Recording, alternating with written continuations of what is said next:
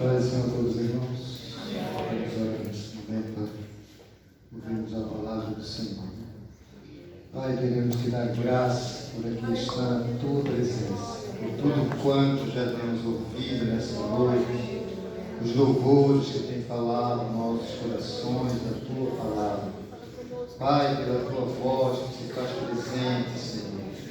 Ó Deus, agora, Pai, aqui está o teu povo, o Senhor conhece profundamente aquilo que precisamos ouvir para continuar na batalha, Senhor.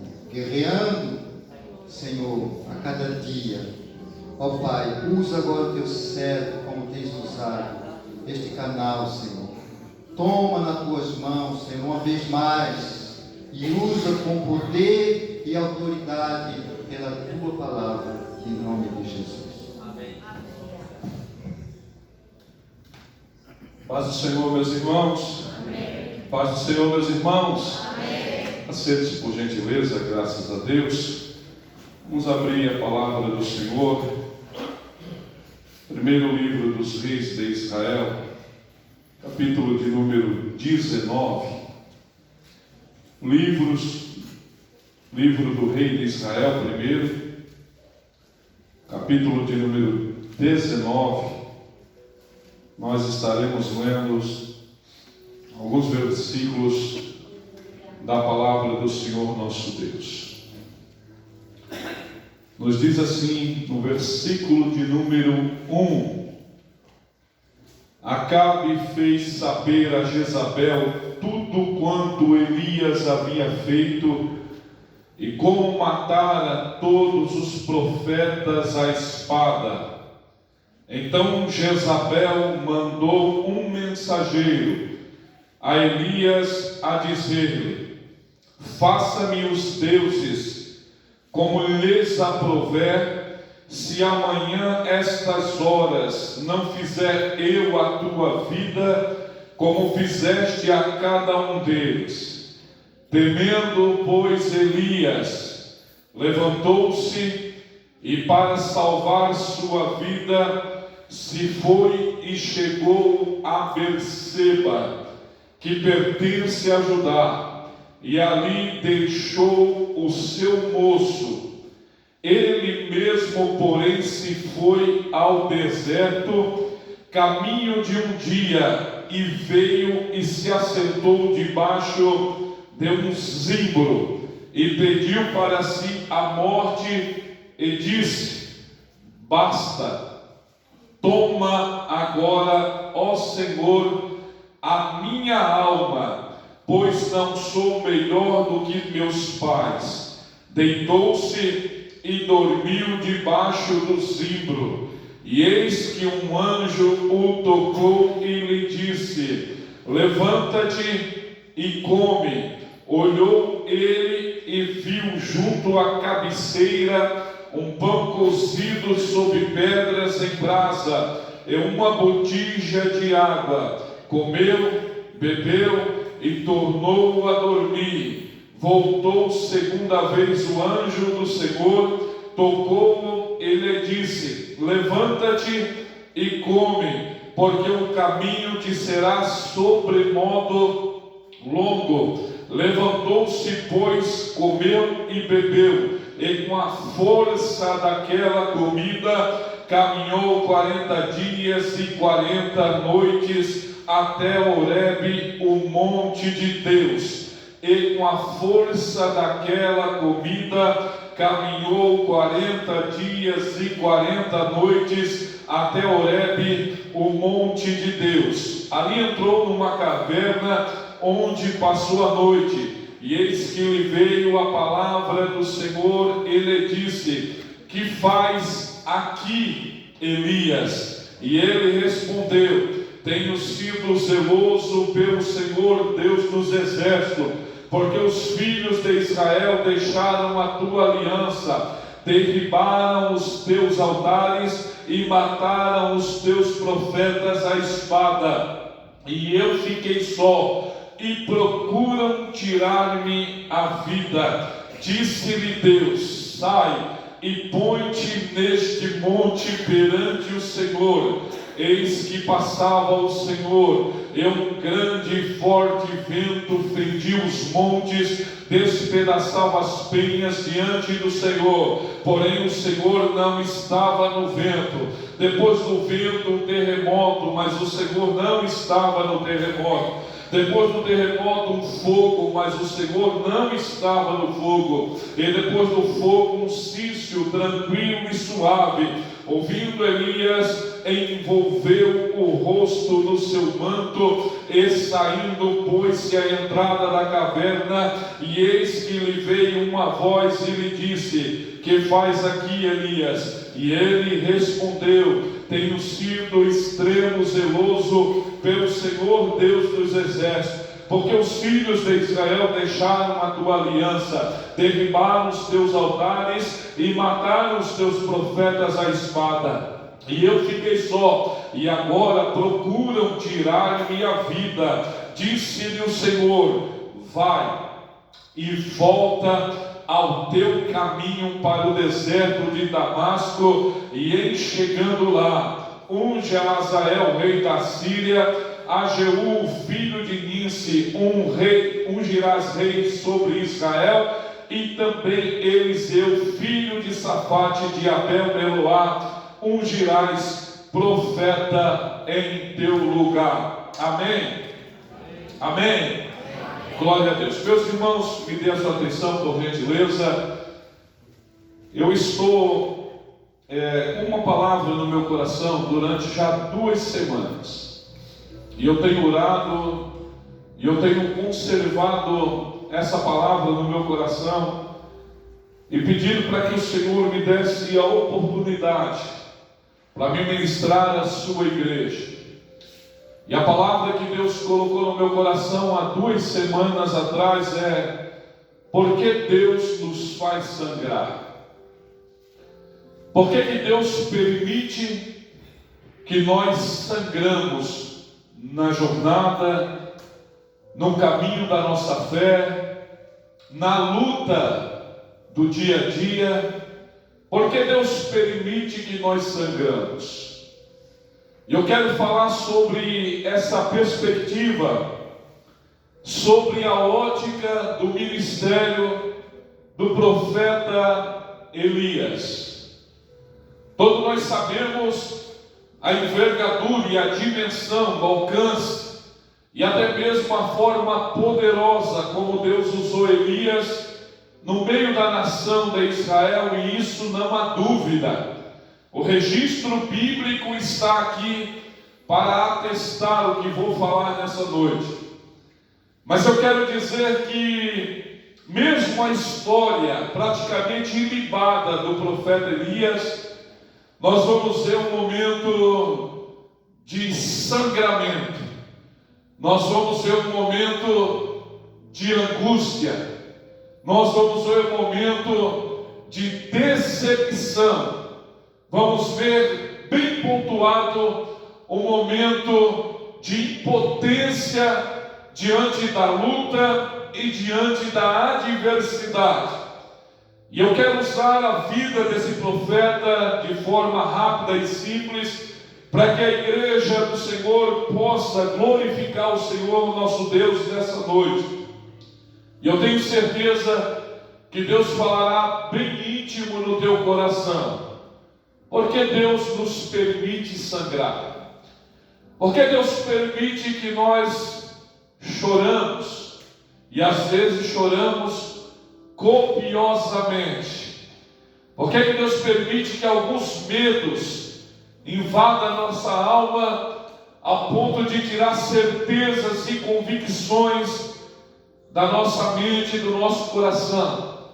Por que essas coisas assolam o mais fiel, a mais fiel do reino de Deus?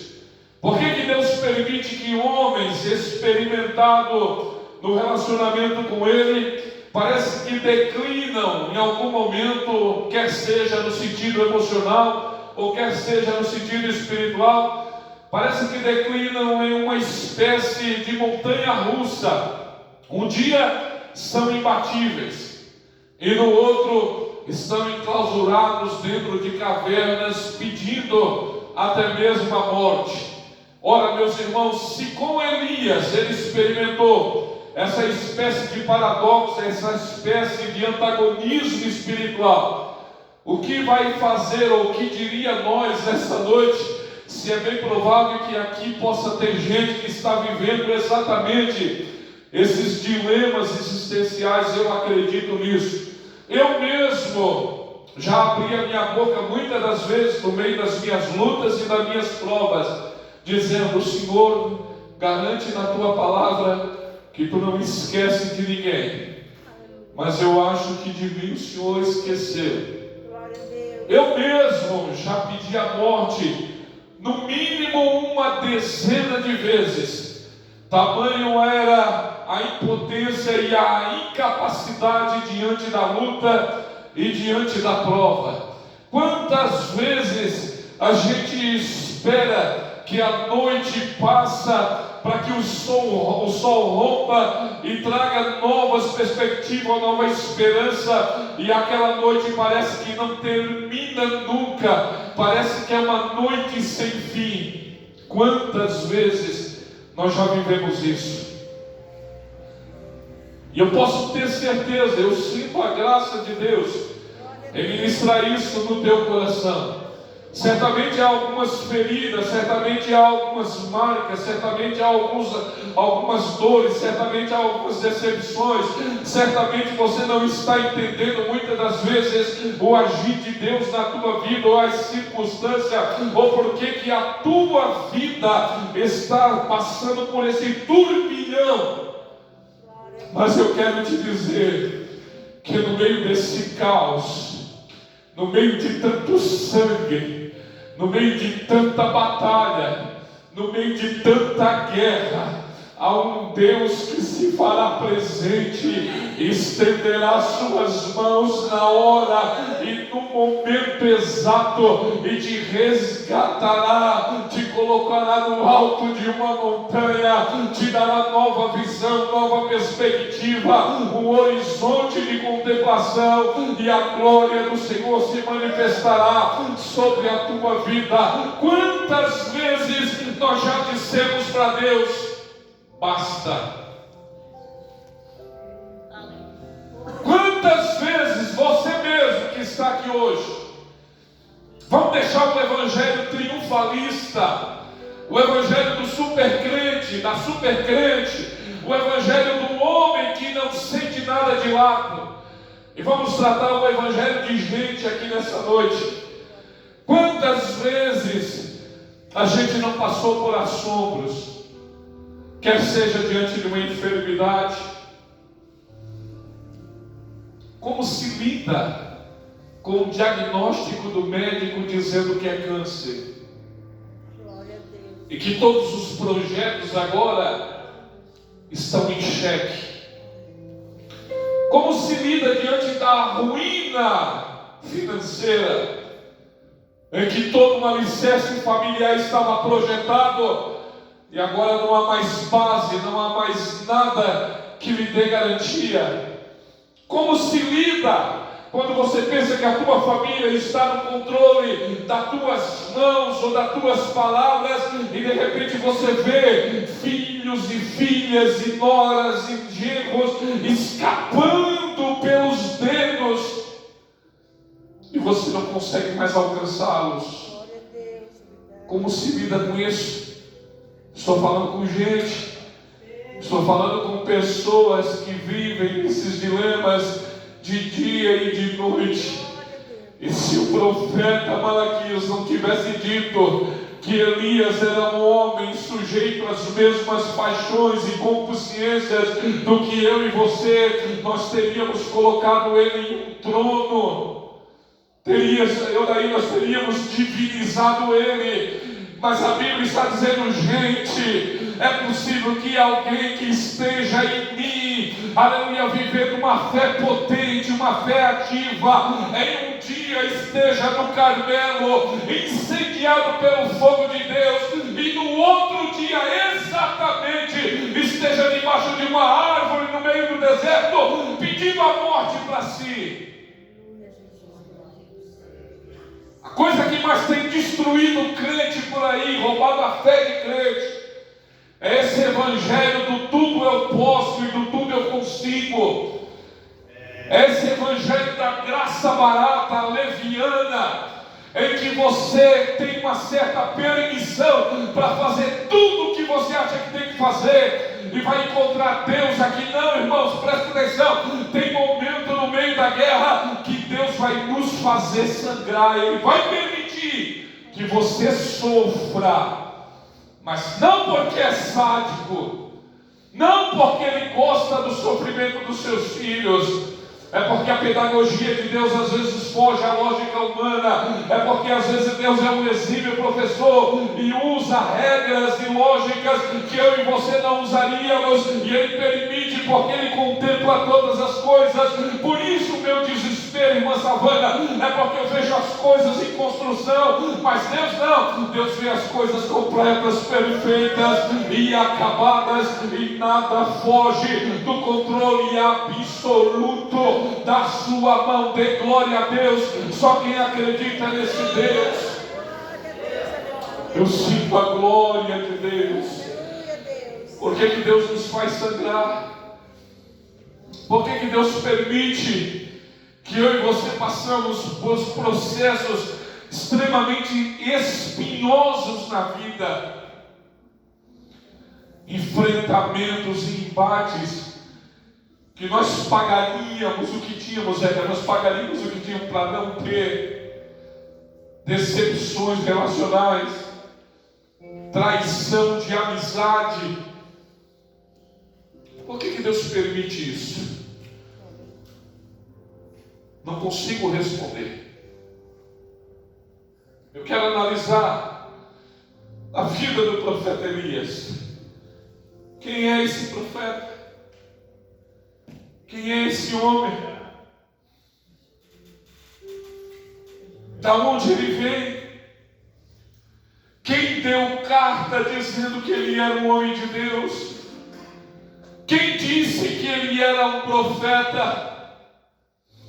Se ele não veio de uma família de profeta, se ele não tem uma estirpe profeta, você não percebe. Você pode ver, parece que o profeta Elias cai de paraquedas no texto sagrado. Em um capítulo anterior, nada da Bíblia se registra sobre Elias. No outro, ele aparece como sendo a única voz de Deus no meio de uma nação corrompida. Me parece que às vezes o caminho que Deus nos apresenta é tão alto, tão alto, tão alto, que a gente tem medo até de caminhar nele. E às vezes Deus me assusta.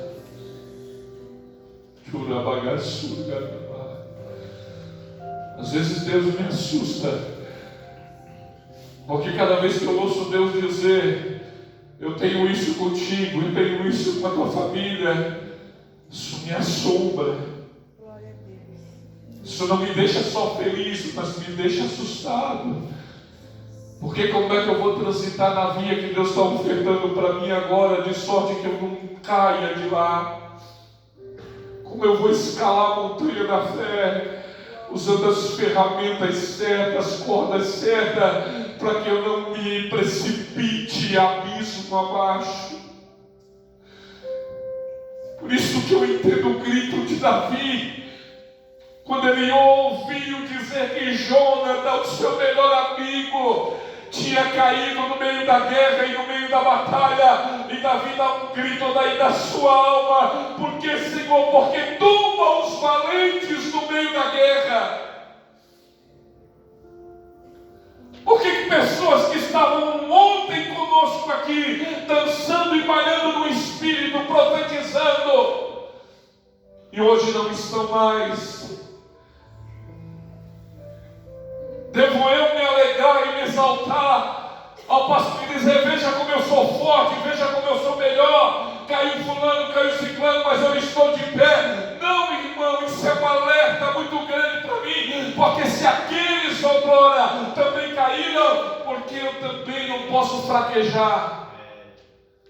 Eu preciso preciso ter o temor de Deus e a humildade de dizer: Senhor, me guia por veredas de justiça e conduz a minha alma a águas tranquilas.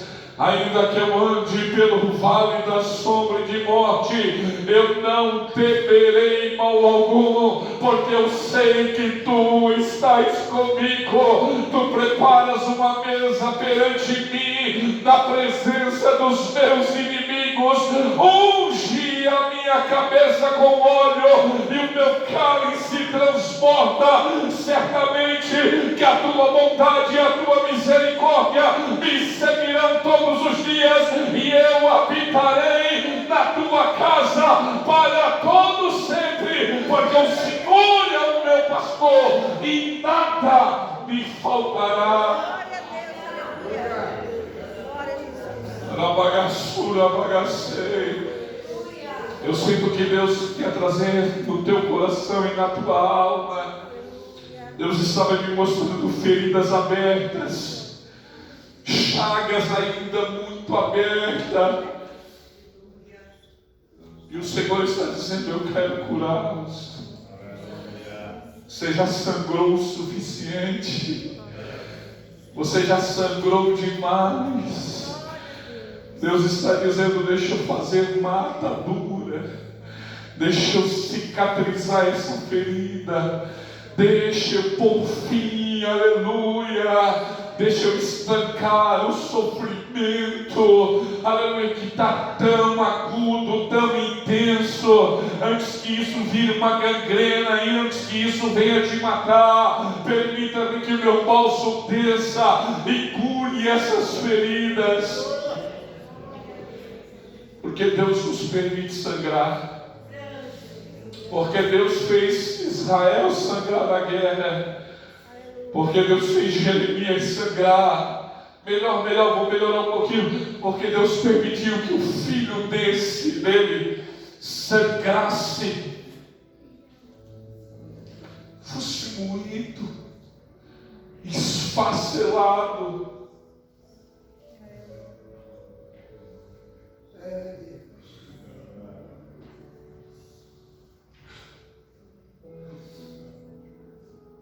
Elias está ali, foi convidado por Deus: vem fazer a minha obra, vem trabalhar como eu e você. Glória a Deus. E nós poetizamos isso de uma maneira tão fácil, tão bela, que parece que é simples fazer a obra de Deus. É muito maravilhoso fazer a obra de Deus, mas simples nunca foi. Quem disse que é fácil fazer a obra de Deus? Quem disse que não tem agruras, que não tem caminhos e pedras na estrada, que não tem barreiras, que não tem gigante, que não tem acusador? Quem disse, irmão? E nós acostumamos, presta atenção no que eu vou dizer, nós acostumamos a nossa mente a vir numa quinta-feira na igreja a ouvir palavras tão triunfalistas, que a gente vai se enganando a nós mesmos.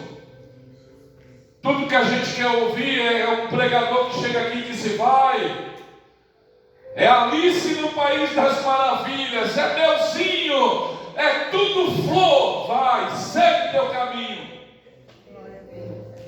Aí a gente não se prepara para a guerra, aí a gente não se prepara para as lutas, a gente não prepara emocional, não prepara psicológico, não prepara sentimento, não prepara coração, e no primeiro embate a gente sucumbe, primeiro embate a gente cai. Sabe o que eu vejo em Elias, queridos obreiros, igreja do Senhor? É que a princípio, no capítulo 18, eu vejo alguém muito poderoso em Deus. Pensa um homem poderoso. O cara mata 850 profetas, arqui-inimigos de Deus, em uma batalha épica. Quem está entendendo que eu estou pregando, diga amém. Em uma batalha épica, presta atenção, não há 1 metro quadrado do cume do Monte do Carmelo que não tenha fogo de Deus. Como é que você brinca com um homem desse? Como é que você apertaria a mão de Elias? Como é que você saltaria a mão de um profeta que a palavra dele faz o céu se abrir e descer colunas verticais de fogo? Como é que se trabalha com isso? Aleluia, Senhor. Capítulo 18, eu vejo bem, agora preste atenção. Não é possível que o Elias do capítulo 18, irmã Néia, Néia, meu amor, não é possível que seja o mesmo do capítulo 19. Um capítulo depois, nós vemos alguém que está fugindo de uma mulher que ele já tinha literalmente derrotado.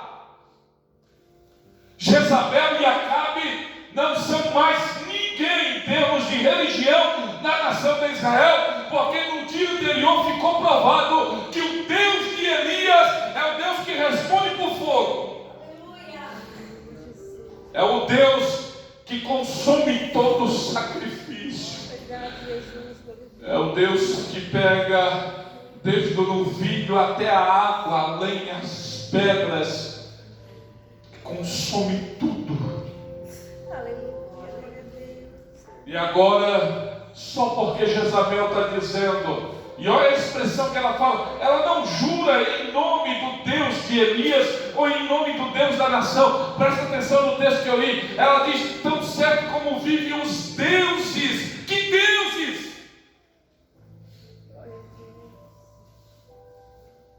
Se já tinha ficado provado que os deuses cujos ela servia não eram nada, não tinham respondido oração. Que deuses é essa que ela está invocando poder para matar Elias? Olha, meus irmãos, segundo os pregadores mais triunfalistas, Elias entrou em colapso e está dizendo, olha só, será que Baal voltou de viagem e agora vem bravo e vai desbancar Yahvé e vai vencer essa batalha cósmica? Não, irmão. O que está acontecendo é que Elias está cansado de ver um povo que tem a prova de que Deus é Deus e mesmo assim não o adora. Elias quer morrer não por covardia, Elias quer morrer porque não aguenta mais sangrar em prol da obra de Deus. Quem está entendendo que eu estou pregando, diga amém. E não sangra só pela obra de Deus, pastor. Pensa que só sangra presidente, vice-presidente, obreiros, tesoureiros, secretários, evangelistas. Não, irmão. Todo crente só sangra e sofre pelo amor da obra de Deus. Não é seu sofrimento que determina a vitória, é a graça e a bondade de Deus, mas seu sofrimento faz parte do processo. Posso ser sincero com a igreja? Me desculpe, não vim pregar sofrimento para ninguém, mas sofrimento não se acaba enquanto a gente estiver aqui. Mas Claudete cantou um hino que diz, é além do rio azul, é só depois da travessia do Jordão. Lá a Bíblia diz que não haverá choro e não haverá lágrima e nem morte, tristeza alguma, mas aqui, glória a Deus. Marlene, então é só derrota? Não, irmão, isso é a beleza do Evangelho. É que num dia você está bem, no outro você pode estar mal, mas no outro seguinte, Deus te dá força, aleluia, entra, abre uma porta, te dá uma direção, e você vem como gigante de novo, para enfrentar os desafios, de sorte que quando o inimigo pensa que você está derrotado, ele vê a grande mão do Senhor, agindo em teu favor, e te preserva ter glória a Deus só quem entende isso na sua presença. Estão entendendo o que eu estou pregando? Amém? Presta atenção. Elias sai do Carmelo, e eu estou concluindo com isso. Sai do Carmelo e olha para onde ele vai. Ele vai para Berseba. Às vezes a gente lê o texto e não para.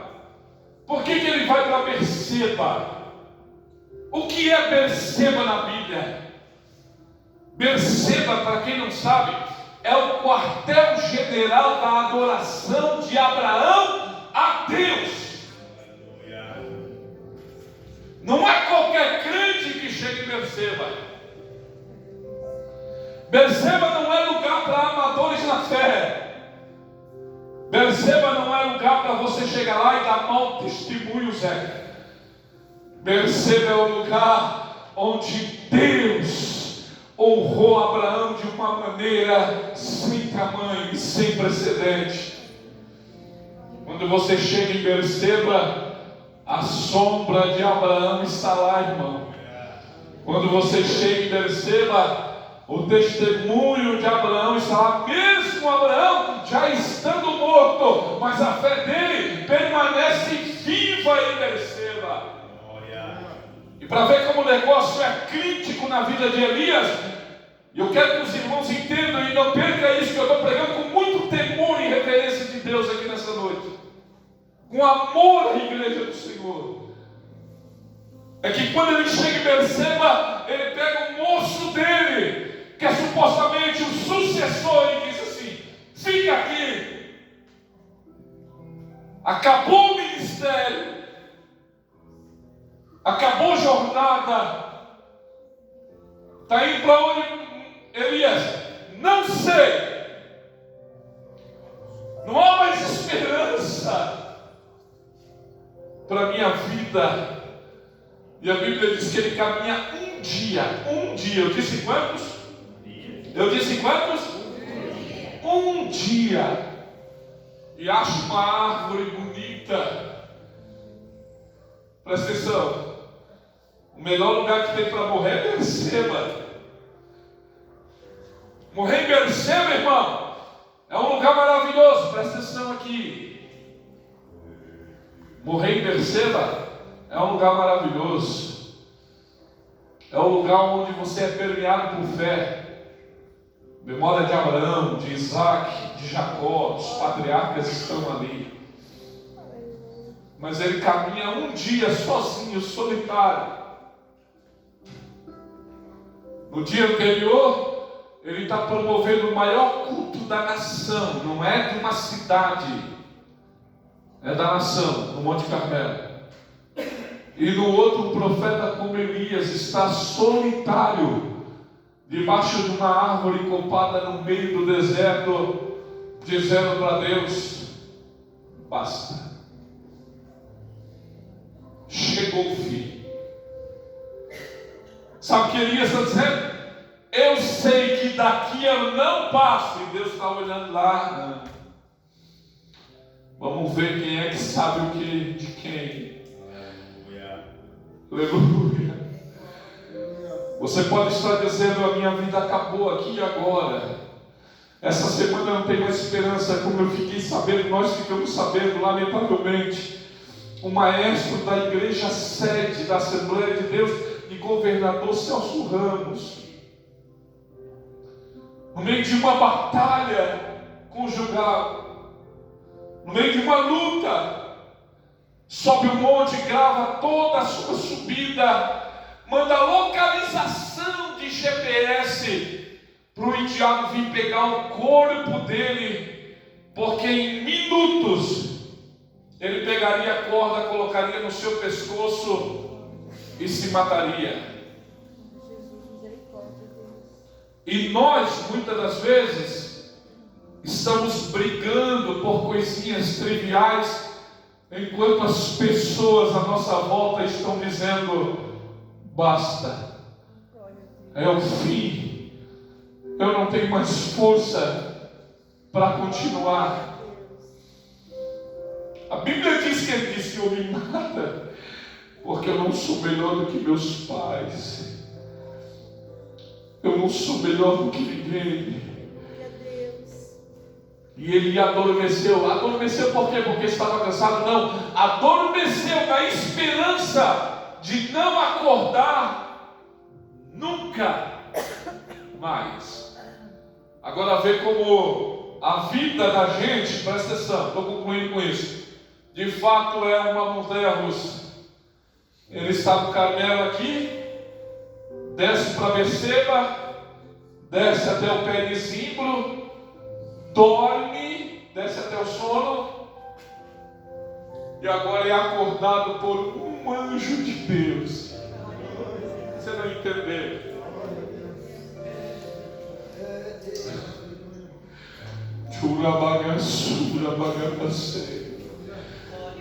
Ele dormiu na esperança, irmã Lourdes, de dizer: agora é o fim, eu não vou acordar. Aleluia, mas quem acorda ele é um anjo de Deus, e está dizendo: Elias, olha para a cabeceira da tua cama, aleluia, da tua pedra aí no deserto. Eu já preparei o café da manhã. Come, aleluia, o pão e bebe a água, porque muito longa ainda é a tua jornada, muito grande ainda é o teu caminho. Oh, bendito é o nome de Jesus para todo sempre. Eu penso que vou morrer e Deus me oferta um banquete revigorante. Eu tenho certeza que vou dormir e não vou acordar, e Deus manda o seu anjo me cutucar na cama e diz: vamos continuar. Como é que é? Vai desistir agora? Vai parar agora? E Deus está dizendo: como é que é? Vamos continuar? Aleluia, Jesus. E Elias, presta atenção, ele está tão em agonia, que Elias come o pão e bebe a água, e a Bíblia diz que ele dorme de novo. Quem disse que Deus dá pão e água para nós dormirmos? O que é que disse Jesus?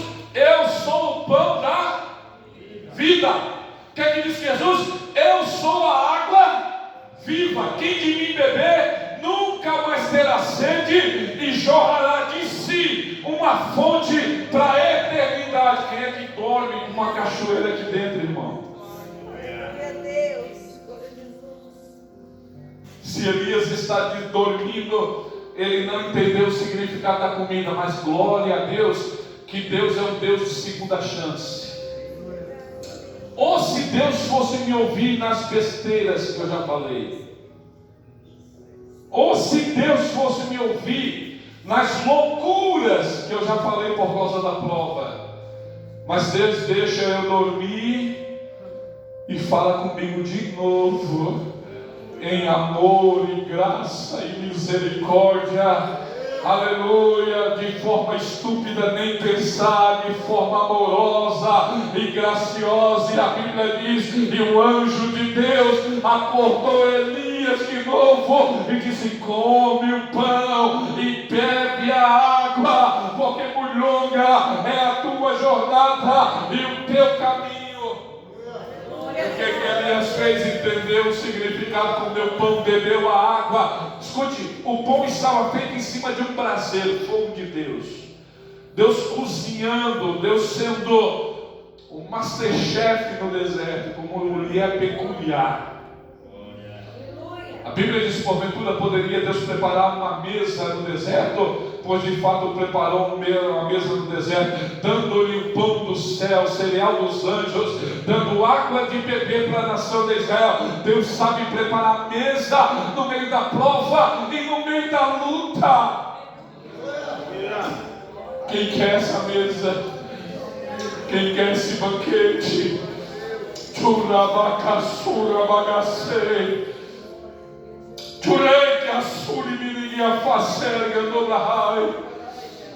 Come o pão e bebe água, E a Bíblia diz que com a força daquela comida, Elias comeu, correu 40 dias e 40 noites e entrou dentro de uma caverna. Escute, às vezes dentro das cavernas a gente acha que Deus não está, né? Às vezes a gente é especialista em querer fugir da presença de Deus. Sim, irmãos, pode ter certeza. O que eu estou pregando aqui hoje é pedagógico. Todo mundo já viveu isso. Se não viveu, te prepara, porque você vai viver. Deus tem um pezinho de zimbro para ti. Pode ser que tenha um ABC, um Carmelo, pode ser que tenha um Monte Oreb, mas tem um zimbrinho para ti também. Pode ter certeza. Vai chegar uma hora que você vai dizer: está na hora, não dá para aguentar mais. Sim. Só que Deus não trabalha segundo a nossa lógica. É Ele que determina as coisas. Moisés estava lá no Monte Oreb e a Bíblia diz que o monte pegava fogo de cima e embaixo. Presta atenção.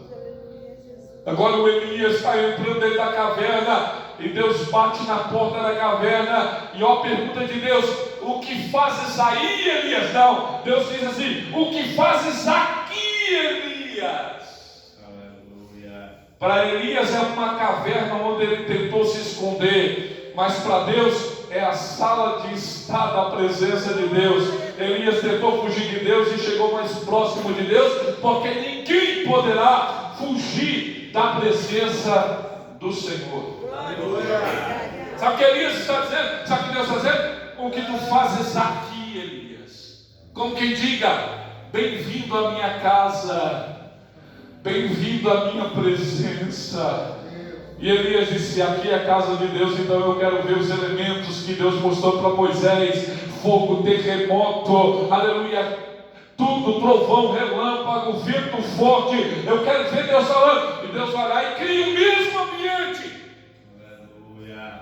Aí a gente acha que no ambiente criado é onde Deus vai falar. Não, irmão, Deus não fala no ambiente, Deus fala na subjetividade. O que é isso? Deus está falando agora no Betega, apesar do ambiente, está falando no Henrique, apesar do ambiente, está falando no teu coração, apesar do ambiente. Para alguns pode ter trovão, relâmpago, para outros pode ser um silêncio maravilhoso da parte de Deus. Não é o ambiente que determina a presença de Deus, é a sua voz quando Ele decide falar. É por isso que Deus diz assim: Elias, olha para o terremoto. E o Elias olhou e disse: Deus não estava lá. Olha para o vento, Deus não estava lá. Olha para o fogo, Deus não estava lá. Mas de repente entrou um cisto de vento. Sabe o que é um cisto de vento? Aquele ventinho fraco, não muito forte, mas fraco, mas que chega a cantar um pouquinho, sabe? Que entra dentro da caverna, vasculha o ambiente. E a Bíblia diz que a voz de Deus reverbera dentro da caverna e no coração de Elias e diz: o que fazes aqui? Quem te mandou vir para cá? Quem te deu ordem para estar, aleluia, dentro deste lugar? E Elias começa a dar o currículo: eu tenho sido muito zeloso, eu tenho feito muita obra para ti, eu tenho feito como quem disse, isso que eu estou fazendo para ti não pode, não justifica o que eu estou sofrendo. Não, irmão. Posso trabalhar arduamente para Deus e ainda assim Deus vai permitir que eu sangre no meio da jornada e no meio do caminho. Elias está sofrendo, perdoe a sinceridade, sofrendo, e Deus não está nem aí. De forma, não está nem aí, uma expressão dura, mas Deus não está dizendo: oh, coitadinho do Elias, vou fazer um berçário aqui para ele, botar uma redezinha, vou ficar minando ele aqui. É isso, Rocha, que Deus faz para Elias? Não. Sabe o que Deus disse para Elias, mano? Levanta-te e volta pelo mesmo caminho que tu vieste. Porque tu vais ungir Azael, rei da Síria, Jeú, rei de Israel, e Eliseu, filho de Safate de Abel Meruá, tu vai ungir profeta aí em teu lugar. Tu pensa que teu ministério acabou, e tu achando que ia morrer debaixo do pé de zimbro, tu nem morreu. morrer, vai, vou te tomar para mim, aleluia, um redemoinho, em uma carruagem de fogo, aleluia, daqui a 1000 anos, tu vai aparecer no monte da transfiguração, com meu filho, e com Moisés, falando do tipo de morte que ele vai ter. A gente nunca sabe o que Deus tem para nós. Fique de pé, glorificando e exaltando o nome de Jesus. O Mombeteca vai cantar um hino, e se você já sangrou muito na obra de Deus, presta atenção, eu quero que você saia aí e venha para frente. Os que estão curados não precisam vir, mas se você precisa de algo de Deus, se você precisa de uma intervenção do Senhor, se você precisa da mão de Deus na tua casa, na tua vida, no teu lar, Urabagacei, bendito é o nome de Jesus. Oh, aleluia. Vou pedir aos obreiros que intercedam por vocês, juntamente comigo. Aleluia. Além não vou para frente porque é atestado de fraqueza. Nós ainda precisamos significar a Bíblia de uma forma muito bacana. A Bíblia diz, sabe o que? Da fraqueza tiraram força. Sabe o que disse Paulo? Deus escolheu as coisas fracas para confundir as fortes, as loucas para confundir as sábias. Sabe o que disse Jeremias? Não se glorie o forte na sua força, não se glorie o sábio na sua sabedoria, o rico na sua riqueza. O que quiser gloriar-se, glorie-se nisso, em saber que eu sou Deus, faço justiça, juízo e misericórdia na terra. Dessas coisas me agrado, diz o Senhor. Talvez você precise de um pão e de uma botija de água. Aleluia.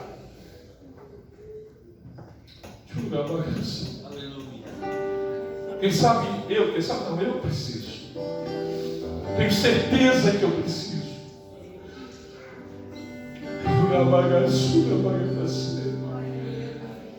Enquanto você adora o nome do Senhor junto com o conjunto, o Espírito Santo ministra coisas no teu coração. O Espírito Santo ministra a verdade. O Espírito Santo ministra a força. Ele te acorda do sono. Manda seu anjo te acordar. Aleluia. Bendito é o nome de Jesus para todo sempre. Os obreiros podem orar. Sobre os céus, absoluto, tudo que existe, tu sabes muito bem. Tu és tremendo, Nerva suricando limelega rasteria do Davari.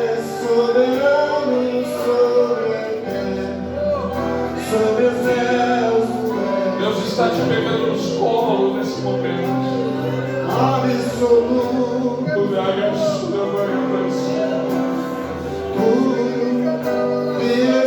Ele está cuidando de ti, está dizendo: não temas, eu estou aqui para te ajudar.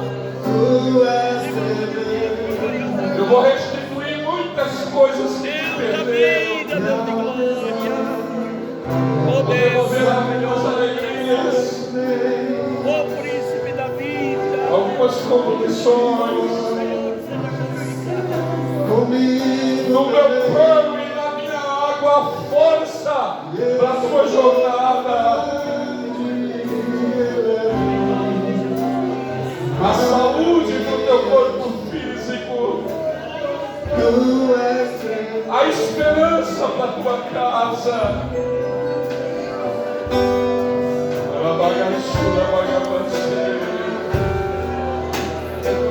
Bendito é o